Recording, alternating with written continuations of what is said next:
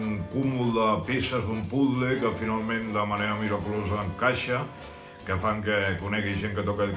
aquesta música, fan que conegui el territori, fan que m'enamori del meu poble, Arsèguel,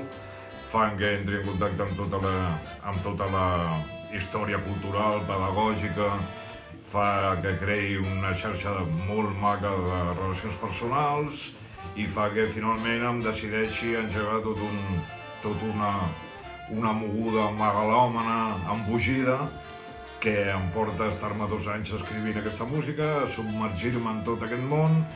i finalment a plasmar-ho tot plegat en un disc del qual estic molt orgullós, la veritat, i que no sé ben bé si és folk, no sé ben bé si és jazz, tampoc m'interessa més aviat poc aquesta taxonomia, diguéssim,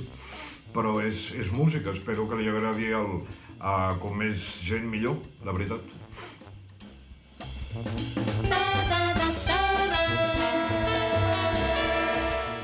De la gata i el belitre jo us diré el que ha passat. Va ser el primer tema que vaig triar, el vaig trobar al llibre del Blasco, el Blasco la localitza al Pallars, si no m'equivoco, però immediatament em va venir el record de la meva iaia, Rosalia, que era de molt lluny, era de Valls, a l'Alt Camp, i la cantava, era un tema que cantava. I em va venir aquest record i vaig decidir versionar-la. Com sóc un heretge dintre del món del folk, doncs jo l'havia sentit sempre com una samba, jo la visc, el meu cap està com una samba i vaig decidir escriure-la amb una samba,